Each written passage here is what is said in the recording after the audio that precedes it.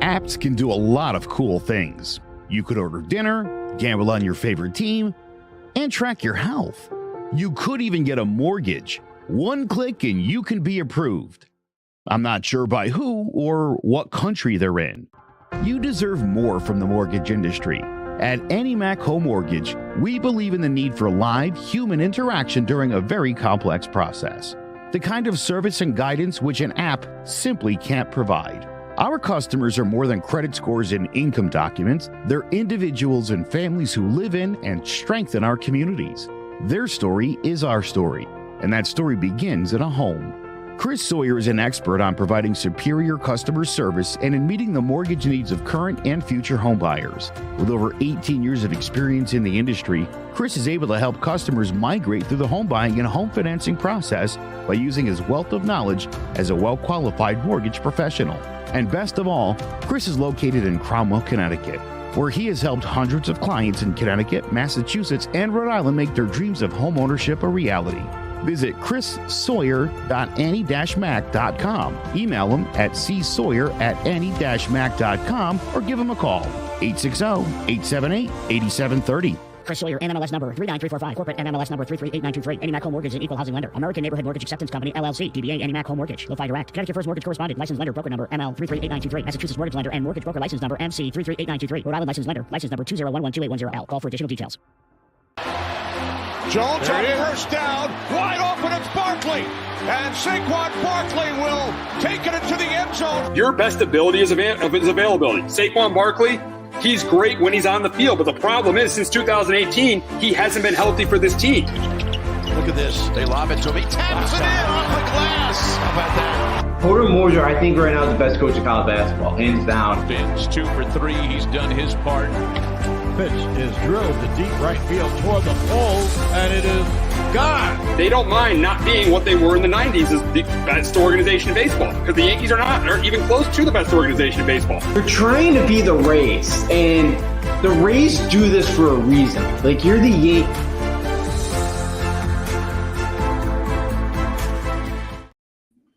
Welcome to Sports Talk with R&J. I am Steve Risser along with Justin D'Onofrio, and we got a big game in the AFC East to kick off Week 13 as the Buffalo Bills, who are 8-3, travel to New England to face the 6-5 New England Patriots.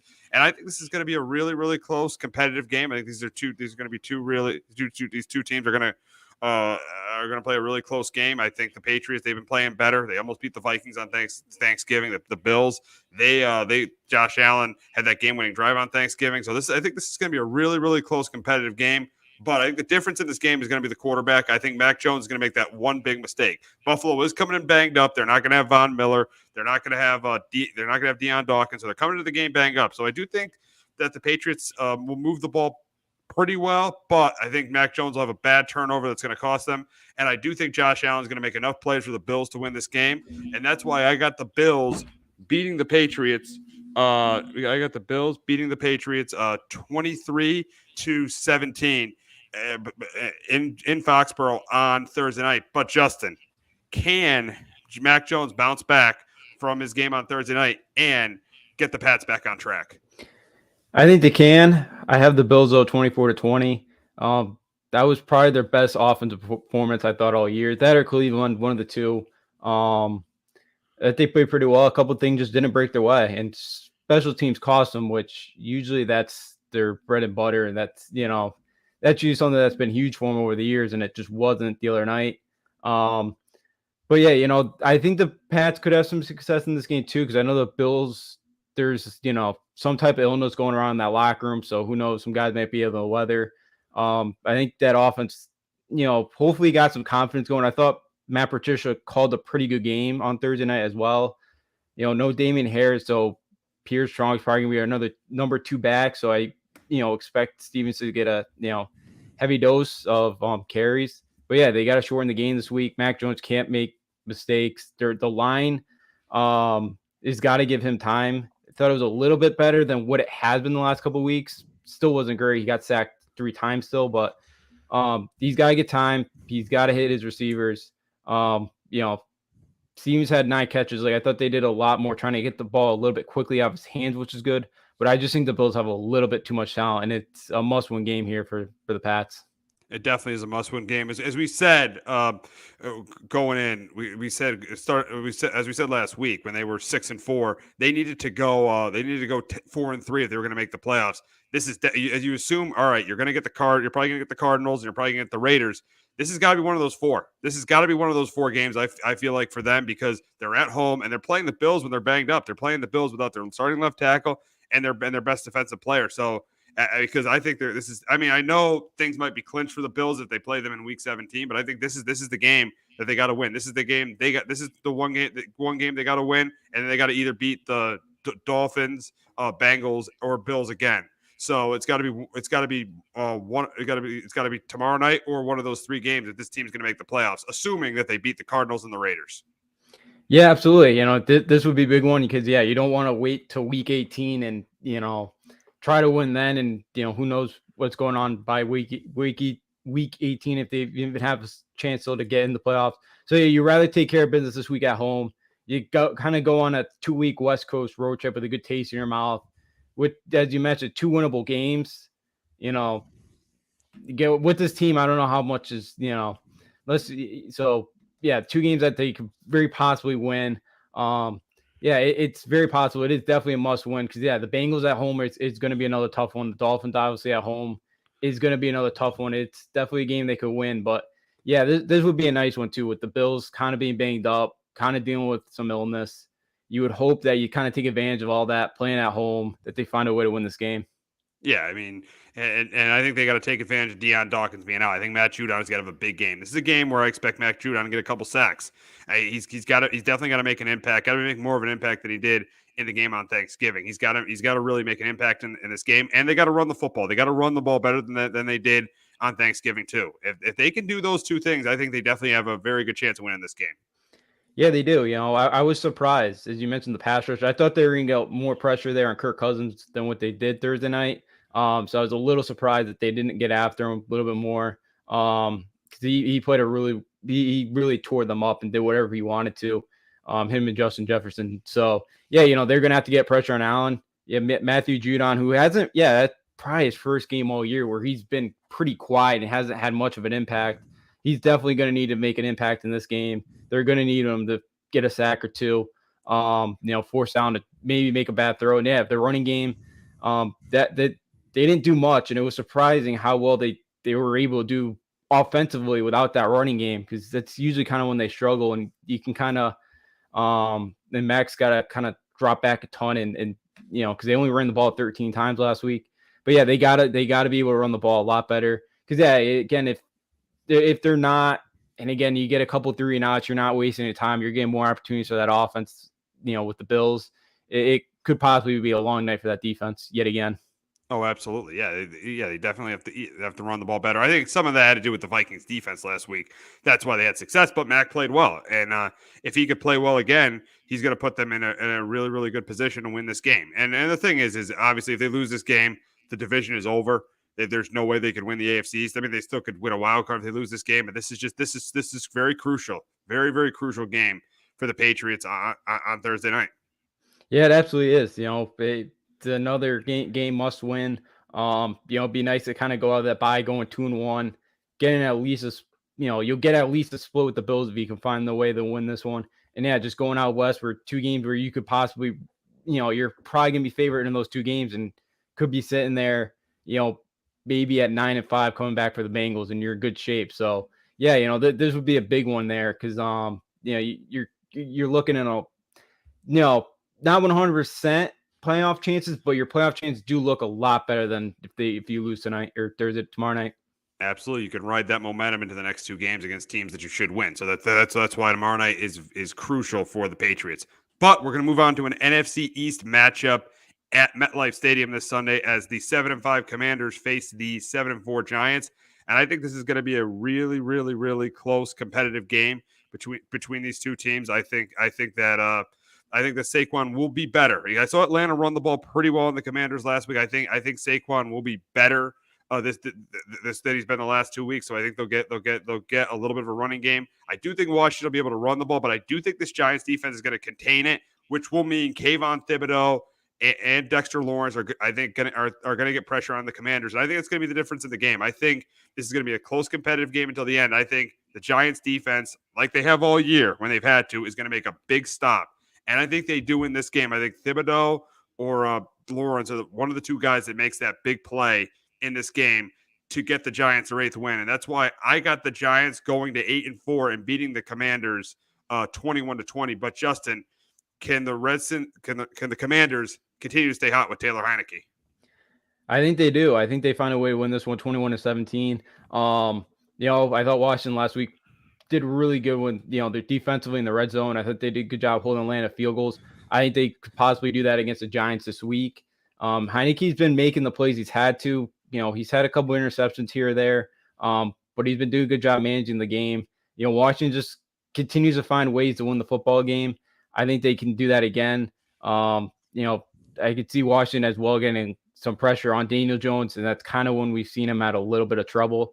But I also think, too, whoever gets out in front of this game gets that early 7-0 lead and can kind of, play their style. Both teams want to run the football, use play action, because I think whoever falls behind early, they're going to struggle to come back from behind because they're not really – both these teams are not built to come back from behind. Yeah, you made a great point about both teams not being built to play from behind. And there's a good stat about the Commanders is when they started 1-4, they only rushed for over 100 yards one time. In this hot streak they've had where they've won 6 out of 7, they've rushed for over 100 yards 6 times, and one of those 6 times is against the Eagles. So it is so crucial, especially for the Commanders, to get that run game going. If they can get that run game going against the Giants, and they can develop a lead, and they can let because Chase Young might come back, so that pass rush could even get better. If the Commanders get that running game going, they're going to be in really, really good shape. Yeah, as you said it. The key to this game is whichever team, I think, and I agree with you, whichever team runs the football better, I think wins this game.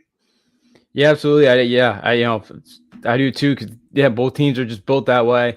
That's a good set. It's right around the time where Brian Robinson's come back, and I think it's made a big difference because they really only had Antonio Gibson, and I think they've been able to use both backs there, and I think that's really they've hit off each other. And it seems like it's really worked. The offensive line's getting a little bit better too, which has helped build some of those running lanes. So yeah, absolutely.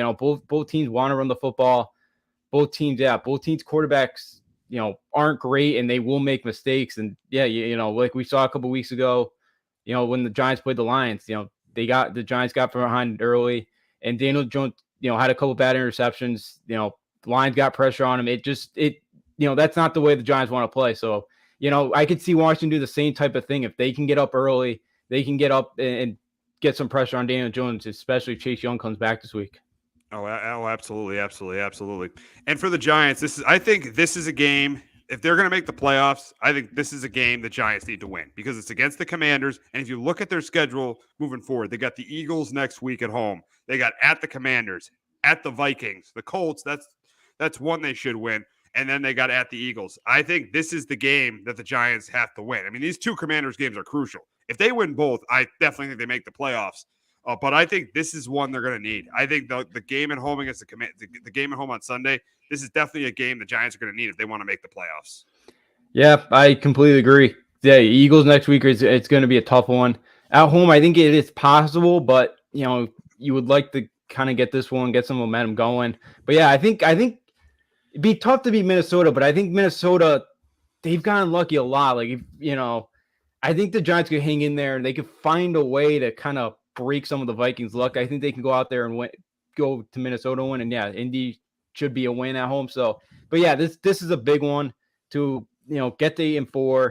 And yeah, with the Eagles coming up twice soon, you still got the Commanders on the road, which can be another tough one. Yeah, it's not an easy schedule here coming up. So yeah, this would be a huge one at home to take advantage of, tough division, find a way to win it at home. Going to go a long way to the playoff hopes.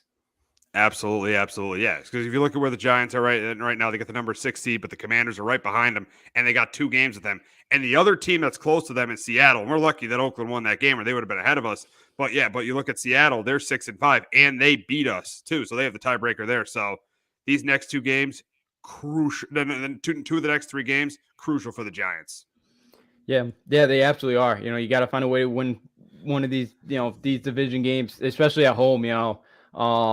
because again, you lose this week, it's very possible you go 0-3 at home in the division, and maybe possibly 0-6, and yeah, that's gonna they got no shot at making the playoffs. So yeah, you gotta try to hopefully be Washington at home this week. At least get hopefully coming out of this 2-game homestand, you at least go 1-1 somehow.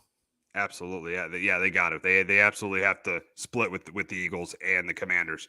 But we have to move on to a rematch of the AFC Championship game last year, as the Chiefs travel to Cincinnati on Sunday afternoon to face the Bengals. I think this is going to be a fun game. I think Patrick Mahomes is going to have I think it's going to be not as many points, but I think it's going to be similar to the first game they played last year in Cincinnati, the game they played at the end of the year last year, where they're both teams where it's up and down the field. Both quarterbacks have great games. I think that's the game it's going to be. Both quarterbacks are going to play great. Both quarterbacks are going to throw at least 2 touchdown passes. It's going to come right down to the end. But I think it's going to come down to the end with the ball in Patrick Mahomes' hands, and he engineers a game-winning drive, and he gets the Chiefs to 10-2, and that's why I got the Chiefs beating the Bengals 30-27. But Justin, can the Bengals continue to have Mahomes and the Chiefs number? I think they do finally. They knock off Mahomes again. I got the Bengals 31-27. I think Burrow, they may get Jamar Chase back this week, and the way T. Higgins has been playing, those are 2 tough guys to stop right now. You might even get Joe Mixon back there in the running game, which that will help out. Casey's gonna send blitzes at him. Joe Burrow is gonna need time. He's gonna have to make smart decisions. And I think one thing too is the Kansas City's been racking up a lot of yards lately, but they've been settling for a lot of field goals. A lot, they did last week, against a good Rams defense. But I think the Bengals kind of take advantage of that, and they punch it in for a couple more touchdowns, and the Chiefs settle for a field goal or 2. And I think that's why the Bengals find a way at home to beat the Chiefs. Yeah, you made a good point about the Chiefs settling for a lot of field goals, and they definitely have to convert in this game. They can't settle for field goals like they did against the Rams. They got to score touchdowns in this game. And I think a big addition for the Rams was DJ Reader last week. I think that really, really helped them against the run. They pretty much shut down Derrick Henry that entire game. But yeah, the Chiefs definitely have to cash in on red zone opportunities. They got to score touchdowns when they get in the red zone, because if they don't, they're going to get beat for the 3rd straight time. Yeah, they will. They got an offense that can kind of match them. And be able to kind of put up points with them, whenever they need to. So yeah, absolutely. It's a game where you can't take you're gonna lose the game if you can't find a way to punch it in. And the Bengals are good enough. That defense is starting to get a little bit better. Yeah, they did a great job last week against Derrick Henry. If they can make Mahomes kind of one-dimensional, make him throw, and just try to contain him, and try to stop him for trying to extend plays like you can. Yeah, the Bengals have a good shot of winning another one against Kansas City. We got an interesting game in Houston as Deshaun Watson makes his return as the Browns face the Texans this week. And, we haven't heard from Deshaun Watson yet this week. We haven't heard from Kevin Stefanski yet this week about what has happened in this process, what has happened during the suspension. But we'll focus on the game. And in this game, I think Houston's pumped up to play it, because Watson's coming back to play them. Deshaun wanted out of Houston, so I think in the first half Houston will stay in the game. But in the second half, I think Cleveland takes over, because they're definitely the much more talented team, and I think they end up winning at 27-13. But Justin, can the Texans pull the upset in Watson's return? Yeah, I don't see it. I got the Browns win this one 26-17. Texans last week had 35 yards of offense in the first half, and they were down 30-0. They faced Dolphins backups. They found a way to put up a couple scores in the second half. I know the Browns defense isn't great either, but Kyle Allen's not great. I know Mills was struggling. They don't have an answer at quarterback. I think, they can run the football with Dameon Pierce. They weren't able to do that at all last week to run. If they can do a little bit of that, they can go off play action. Maybe they keep this thing closer a bit. I do see them playing hard for a bit, because as you mentioned, with Watson coming back, but they're not. They don't have the talent right now, and I just think a little bit they're just going through the motions. I think it's tough to continually get beat down like they have, and I think the Browns find a way to win this one. Yeah, absolutely. And listen, I think the NFL did a good job burying this game. So this isn't as big of a story, him returning to the field, because in my opinion, I don't think he should be playing this year. For what some of the stuff he did, that he was accused of doing, there's no way he should be playing this year. So I think the NFL did a good job kind of just burying this game, not making this game such a huge deal, because in my opinion, I don't think Deshaun Watson should be playing this year. No, I'm 100% agree with you. He shouldn't. Yeah, with everything he's been accused of, it just it's just it's something he should have probably been suspended for the whole year for. Yeah, it's gonna be interesting, that atmosphere going back, and but yeah, the NFL. Yeah, there's been no talk about this game really, and it's good. It'll be kind of interesting after what kind of goes on there, what's said in that stadium Sunday, and how everything reacts to it. But yeah, the NFL buried it, but yeah, he should have been suspended for a whole season. Absolutely, absolutely, absolutely. So we have a interesting matchup in Philadelphia as the Titans travel to Philly to face the Eagles, and I think this is going to be a good game. I think that Derrick Henry will have a bounce back game on the ground. I think he'll be able to run the ball well. I do think Jalen Hurts has a pretty good game. Look for AJ Brown to have a pretty big game against his former team, and I think this is a close competitive game. But I think the difference is going to be the Eagles are going to score touchdowns, the Titans are going to get field goals, and that's why I got the Eagles going to. I got the Eagles going to 11-2 or 10-2. I got the Eagles going to 10-2 and beating the Titans 24-19. But Justin, can Derrick Henry run the Titans to an upset win? I think it's very possibly could. I got the Eagles 24-21. I am a little bit worried about the Eagles defense. They didn't look great again last week. Packers were able to have a lot of success running the football against them. It's something they got to clean up right now. But because I think Packers average about 5 yards a carry on Sunday night. But I think Derrick Henry does have a big game. I don't think they're able to keep up with the Eagles though. And yeah, I think AJ Brown. I think the Titans struggle with the physicality of AJ Brown this week, and I think the Eagles find a way at home to win this one 24-21. Yeah, I think this is a good game. I think the Eagles pull it out. We got another interconference matchup in Minnesota as the Jets travel to Minnesota to face the Vikings, and I think this is a close, competitive game.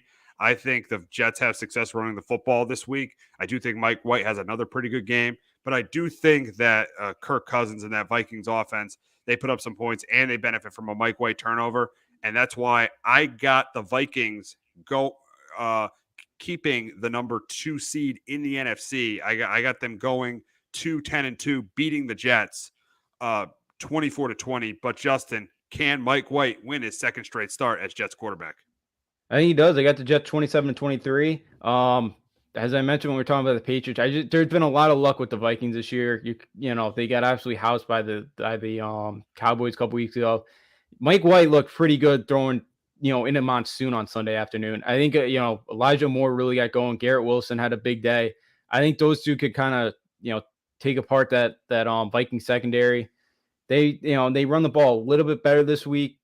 I think I think Mike White makes enough plays, and I'll trust that Jets defense more than I trust the Vikings defense to get a stop late in the game. I'll take the Jets to go on the road. I think that's a different team with Mike White behind them. Yeah, I do agree. I think Mike White played really, really well last week. Even though it was against the worst defense in the NFL, he played really, really well last week. And the big question is should the Jets start Mike White for the rest of the year? And I think they should. I think the Jets should start Mike White for the rest of the year. I don't think you should go back to Zach Wilson at this point. I think if things are going well, things went well last week when Mike White has started, and I think right now he's clearly the better quarterback than Zach Wilson. And I think you definitely stick with Mike White and see if he can get you to the playoffs. Yeah, absolutely. I'm with you. I think you put Zach Wilson in there. Maybe they make the playoffs, maybe, but they're not going anywhere. Maybe with Mike White, I think with Mike White, I think they could definitely be a playoff team. Maybe he can win you a game or two, maybe. But yeah, I think right now Mike White's the better starting quarterback. That team just looked a lot different. As we mentioned, doesn't seem like Wilson's really getting the offense. There's just some throws that he hasn't made, and I think it's something where the Jets have to stick with him. Even though Sal on Monday was kind of talking like it's uncertain still. It's kind of up in the air, so. Maybe upstairs in the front office want Zach Wilson still, but it is odd that he was kind of talking after the way Mike White played in that rain, that there's still a little bit. He's kind of talking like the door wasn't shut on Zach Wilson yet, like coming back this year. Starting. Yeah, and it should be shut. I mean, for what he said, I mean, how you're going to lose your locker room if you bring back Zach Wilson? You got to keep Mike White in there for better or for worse this year. You got to keep Mike White in there. You can't. He's got to be your guy going forward. There's no way you can't. Yeah, absolutely. You have to.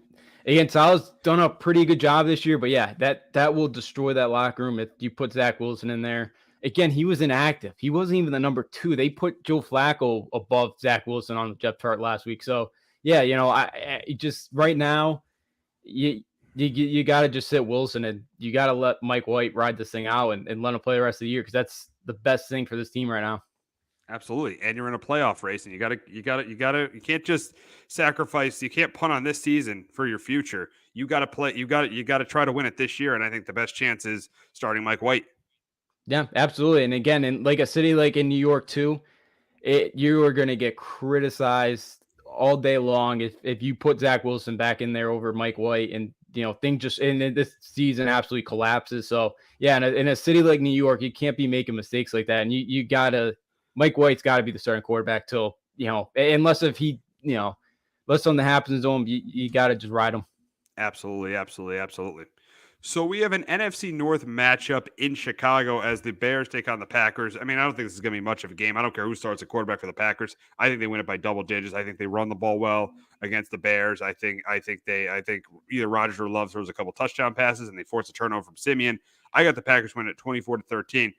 But the big question is should the Packers sit Aaron Rodgers for the rest of the season? Yeah, I think they should. I went back and forth on it, but I think, you're on the brink of elimination. I don't see them making it. I don't think they go the way they played. I don't see them going on a run. At Miami would be tough. I know they still got the bye, and the Vikings at home will be a tough one. I think you see what Jordan Love has. I know you signed kind of Rodgers here for the long term, but for the next couple of years. But Jordan Love looked like he could hold his own Sunday night. I thought he looked a lot better than he did last year. His first couple of years, or his rookie year in the league. So I think you got to stick with Jordan Love, especially right now. If Rodgers, you have it for the next couple of years, and maybe you don't think Love's going to be the long-term option right now. With Rodgers, if Love's got to wait around another couple of years, so I think this could even be a showcase for Jordan Love to see if there's some trade interest, for him. Again, like a team like the Jets, could that be a long-term option for them? I don't, or somebody like the Texans, if their first overall pick, what they're probably going to get, maybe they want a Will Anderson something, and maybe they like Jordan Love to be the franchise quarterback. I think you got to let him out there and kind of showcase him. I just, right now, why risk anything with Rodgers when you have him for the next couple of years? Yeah, I completely agree. And yeah, you're stuck with Rodgers. You're stuck with Rodgers for at least the next 2 to 3 years. You saw that contract. The Packers, try to cut him. It'll be $68 million in dead cap. That'll be the biggest dead cap hit. That'll make the Matt Ryan dead cap hit look small compared to what this one would look. So yeah, you're going to stick with Rodgers. So I would just play Love to see if you can get trade interest, see if you can get some value for Jordan Love. It was a terrible pick. I mean, they should never made that pick in the first place. So see if you can get some trade interest for Jordan Love, and that's why I would play him the last 5 games of the season. Yeah, I completely agree. I think that's kind of the route the Packers should go. We'll see if they do it or not. I know Rodgers wants to play, and I get it. All those guys want to play when they can, but yeah, I think this has been kind of, you can kind of wrap this up as kind of just a lost year for him, and like the Rams, like just get healthy, don't risk anything for next year. Again, they got to do some work this off season, but again, I would say just get ready for next season. Start tuning up for then. Yeah, it's been a lost year. Ever really since he broke his thumb against the Giants, the season has went completely downhill. I don't know if they would have been great anyways, but I think they would have been better if he was healthy. But still, at this point, I think it looks like he's going to play, but in my opinion, you got to shut him down. Yeah, I completely agree. The only reason maybe they don't is if LaFleur is maybe worried about keeping his job. I don't know what his job security is. I think he's fine. I think LaFleur is safe. I think he's safe. Yeah, then I would probably go Love. And that's the only reason maybe I see LaFleur trying to get a couple wins, getting for next year. But yeah, if he's safe right now, then yeah, I definitely just stick with Love and just let him play this thing out. we got an AFC matchup in Baltimore as the Broncos take on the Ravens, and I don't think this game is going to be that close. This will be a game where the Ravens don't need to close it out in the fourth quarter. I think the Ravens will have it in hand by the third quarter. I think this will be a blowout. I think they'll be able to run the football. I think Lamar throws a couple touchdown passes, and I do think they force a couple turnovers from Russell Wilson. That team has been a complete disaster this season. Nathaniel Hackett is probably going to get fired after 1 year, and that's why I got the Ravens beating the Broncos 27-10. But Justin, is there any way the Ravens could blow a double-digit lead in the fourth quarter this week? I don't think so. I think it'd be pretty difficult the way that team's playing right now. And I was reading Wilson's contract. You know what his dead cap would be in like 2024? It's like $85 million. Are you kidding me? Yeah, that's like according to on Sports Track. Oh my God. They're stuck with him. They're stuck with this guy. Yeah. They're stuck with a declining quarterback. Yep. Yeah. And it just doesn't seem like that team wants to play for him. It just, Oh, you saw Purcell go over there and yell at him. Yeah. Yeah. It was like, oh yeah, we're on the same page. I'm like, that didn't really look like you two were on the same page, but all right, Wilson. I just think the way he goes about things, I don't think a lot of guys, I think it takes him getting used to, and I think the way he's played, it's not really helping himself. And yeah, I can't see, I know for how bad the Ravens have been, I can't see this offense moving the ball against that defense. Really, I really can't. It just none of them really look like they're on really the same page at all. Oh no! It's an absolute mess, and it's a combination of both. It's not all on Hackett. It's not all on Wilson. It's a combination of both, and it's just been an absolute disaster. It's been awful. It's been the opposite of what Tom Brady was when we went to the Bucs. Tom Brady, year one, he wins a Super Bowl, and then the Patriots are like a 500 team. This year, the Seahawks are better than anybody expects. Geno Smith plays great, and then Russell Wilson is absolutely terrible in Denver. Yeah. Seattle's just they've looked like absolute geniuses, and they're going to land themselves probably very, very likely could get another top 10 pick out of this. So yeah, they get a top 5 pick. They can get Jalen Carter or Will Anderson out of this. Yeah, and then they can replace Bradley Chubb pretty quickly with getting one of those two guys. So. Yeah, absolutely. It's the Seahawks look like absolute geniuses right now. And yeah, it's going to be tough. For the Broncos, it just has not been their year. Hackett hasn't been great either. The management stuff, but yeah, Russell really hasn't helped himself either. So yeah, it's again, the Broncos, it's been a long year. And again, I would say the only other franchise right now that's in more disarray than they are is probably the Texans right now. Absolutely. And then those two teams could get the number 1 and the number 2 pick. Yeah, the Texans are a disaster. But yeah, the Broncos, I mean, you all thought, getting Russell Wilson. I did. I thought, they'd be a playoff team, maybe even a Super Bowl contender. They are far from that right now. Yeah, absolutely. I was there with you. I thought, they were a team that could make the playoffs.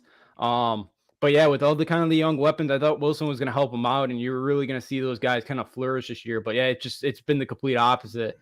It's been bad. And yeah, it's a long, with that contract, it's Denver's in some trouble here for the next couple of years. And, the team that, we thought was kind of, they found their quarterback here, and because they really haven't since Manny retired. And even Peyton's last year, he was not the same guy.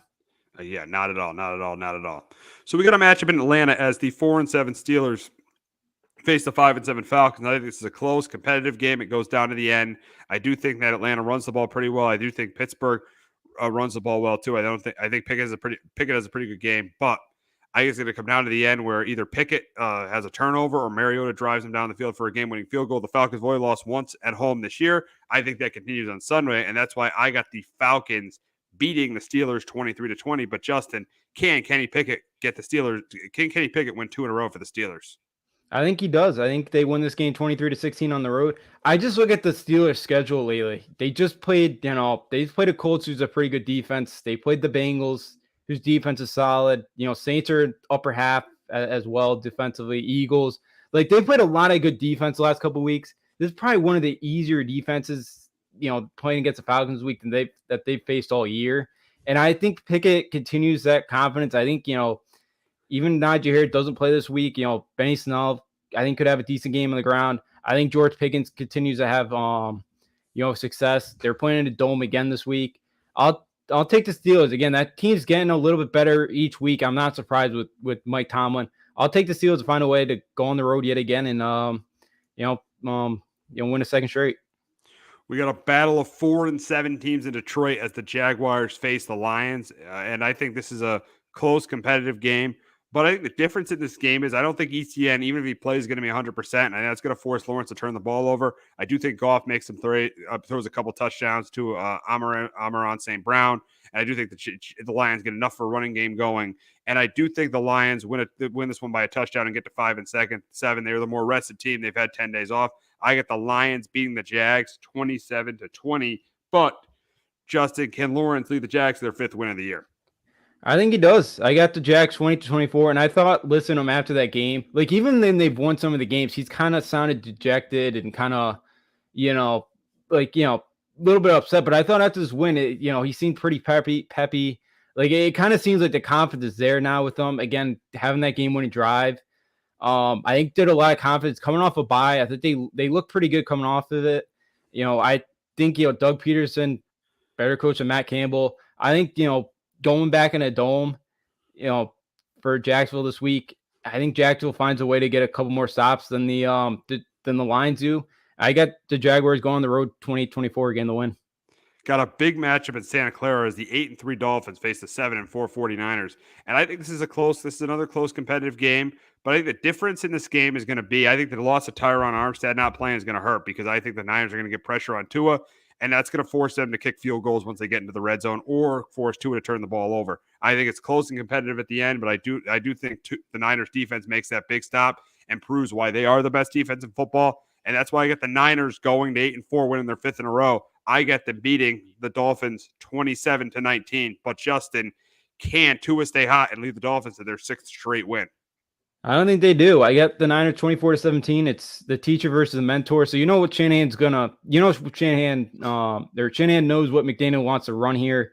And I feel like for the Dolphins too, the last couple, I'm not trying to take anything away from the Dolphins because their offense has been electric, but they played the Lions, the Bears, the Browns, and the Texans last couple weeks. Those might be 4 of the worst defenses in football. Those might be the 4 worst defenses in football. Yeah, absolutely. And look at the last time they played a decent defense in the Steelers. They only got 16 points. This is probably the best pass rush they're going to face that they've faced all year too. And they're without by far their best offensive lineman too. Yeah, as you mentioned with Armstead. I think with the way the Niners have been playing, I think Tua has a rough game, and I think the Niners find a way at home 24-17. I think this could be one of the worst offensive performance by the Dolphins, this year. I just think they look great all year offensively, but yeah, I think this Niners team is a lot different from the Texans. Yeah, this something's got to give on Sunday. You got the number 1 defense, arguably the number 1 offense against the number 1 defense. So something has got to give on Sunday. And I think maybe if the game was in Miami, I would take the Dolphins. But I think with it being in Santa Clara and with Armstead being out, I got to take the Niners. Yeah, I'm completely with you. I know the Niners didn't look great against the Saints on Sunday, but yeah, I expect them to play much better this week. Yeah, if it was in Miami, yeah, maybe I'm definitely thinking a little bit more of taking the Dolphins, but yeah, I think Jimmy G managed the game well. Both defense, or the Niners defense versus that Miami offense is gonna be fun to watch. But damn, Miami, I just think it's gonna be one-dimensional too because they really haven't had much of a running game, and the Niners don't give up any rushing yards at all. And I just think that's gonna hurt to it as well because it's those passers that are gonna be able to come after them because they're not. I don't think the Niners are really gonna respect the running game very much. Oh, no. They're not going to. Miami can't run the football. So, yeah, it's pretty much going to be. They'll probably just even allow Miami to run the ball. And I think they're going to have trouble doing it. And I think definitely they're going to get pressure on Tua. I mean, I think they'll move the ball with Hill and Waddle. I think they'll get their yards, but I don't think they're going to get a lot of touchdowns. That's why I got the Niners winning the game. But we got a NFC West matchup in LA as the Seahawks travel to LA to face the Rams. And with all the Rams injuries, I mean, it doesn't look like Aaron Donald's going to play. Obviously, Cooper Kupp and Matthew Stafford are out. This Rams team is depleted. That's why I think Seattle wins this game, and they win it big. I think it's a big day for Kenneth Walker on the ground. I think Geno throws a couple touchdown passes. Who would have thought at the beginning of the season, when we were talking about these two teams, that the Seahawks would be a 7.5-point favorite, more than a touchdown favorite, on the road against the Rams? Yeah. So, do you know what this game originally opened at? When the Lions first came out? No. 10.5 Rams. So it's wow. So it's a 17-point swing. 17-point swing. That's crazy. That's crazy. That's why I got the Seahawks winning this one big. I got them winning 28-10. But Justin, can the Rams get a win at home against their division rival? I think the Seahawks knock them off 21-10. As you mentioned, there's just way too many injuries. I just, the way the Raiders moved the ball in their running game last week, I think they could do that a little bit. Perkins is a pretty good runner. Maybe doing some option stuff with him, Kyron Williams, Cam Akers. Maybe they have some success running the football, but I don't think it's a lot. And I just, I think Seattle just finds a way to put up enough touchdowns in this game. How much fight do the Rams have left? There's just no depth right now. And guess that's what happened when they sold their soul to win the Super Bowl. They got it, and they're kind of paying the price for giving up all those draft picks and all their depth for that. Oh, absolutely. Absolutely. Yeah, that philosophy Les Snead has came back to bite him this year.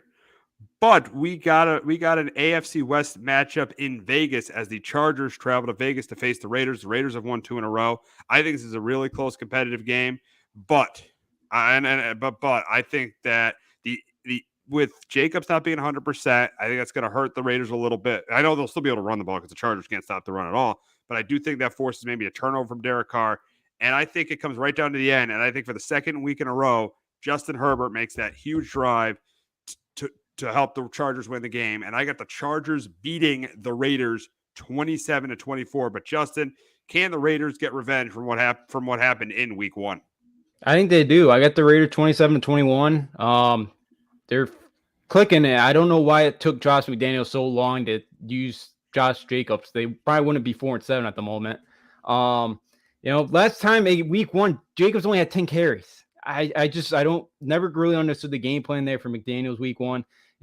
And Carr had three interceptions that game as well. I see the Raiders being much more balanced in this one. Even as you mentioned, if Jacobs isn't even 100% healthy, I think the Raiders find a way still to move the football. I think Carr plays well enough. I think Devontae Adams makes a couple of big plays, and I just don't trust the Chargers. They got lucky to beat Arizona last week. I'll take the Raiders right now. Like they're the team that seems like they're fighting right now. I'll take them. Opposed to a Chargers team, which I have no idea what I'm going to get out of them week in and week out. We got the Sunday night game between the Colts and the Cowboys, and I think the Cowboys win this one and win it easily. I think they force some turnovers from Matt Ryan. I think Dak throws a couple touchdown passes, and I got the Cowboys going to 9-3 and beating the Colts 27-9. But Justin, can the Colts get back on track from what happened last week? I don't think so. I think this is a dead team walk, and I got the Cowboys 20-13. Yeah, they should be able to do whatever they want. Just Jeff Saturday mismanaged that game pretty badly on Monday night. I see Micah Parsons just absolutely having a field day because a guy like Matt Ryan who's going to have to sit back there in the pocket and, because they're going to fall behind early. Yeah, maybe the Colts defense keeps them in it early, but I see Pollard and Elliott doing whatever they want on the ground for the most part. And I just see the way the Cowboys want to play, just run the football. Dak will make the throws when he has to. And I think the Cowboys win easily. All righty, we got the Monday night game between the Saints and the Bucks. I mean, two teams that are in the race, but two teams that haven't played well. Neither team has played well all year. They were 2 of the NFL's top teams for a while. But for like a couple of years ago, they're probably 2 of the best teams in the NFC, but not this year. I think it's a close competitive game, and I know the Saints have had Brady's number, but I just don't think Andy Dalton and that Saints offense is good enough to win on Monday night in Tampa. That's why I'm going to take the team with the better quarterback, and that's why I'm taking the Bucks to go to 6-6 and to beat the Saints 23-16. But Justin, can the Saints continue to give Tom Brady and the Bucks trouble? I think the Bucks find a way this week. I got the Buccaneers 23-17. The Saints, I could see them playing well defensively. I think they will. The offense, they had 3 trips in the red zone Sunday. They got 0 points out of it. I don't trust the quarterback spot. Brady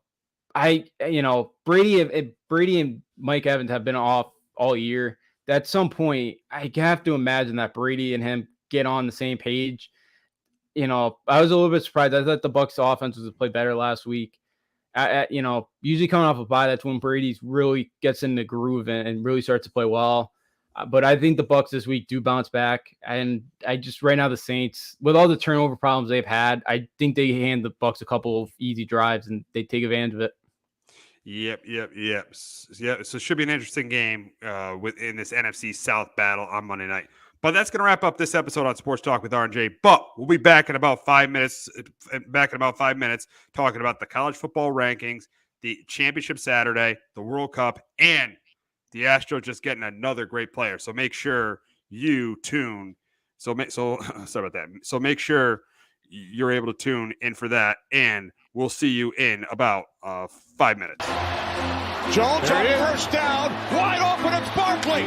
And Saquon Barkley will take it into the end zone. Your best ability is availability. Saquon Barkley, he's great when he's on the field, but the problem is since 2018, he hasn't been healthy for this team. Look at this. They lob it to him. He taps it in off the glass. How about that? Porter Moser, I think right now is the best coach of college basketball, hands down. Fins 2 for 3. He's done his part.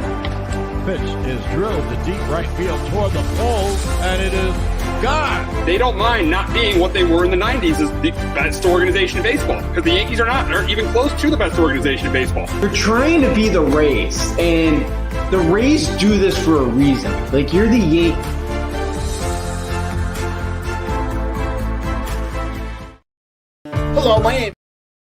Hello, my name is Joe Aguirre. I'm the president of Clovercrest Media Group. And here at CMG, we have a wide variety of podcasts, including sports shows like Keys to the City, The Roll Call, Throwing Jabs, All Four Downs, and Jawing About the G-Men.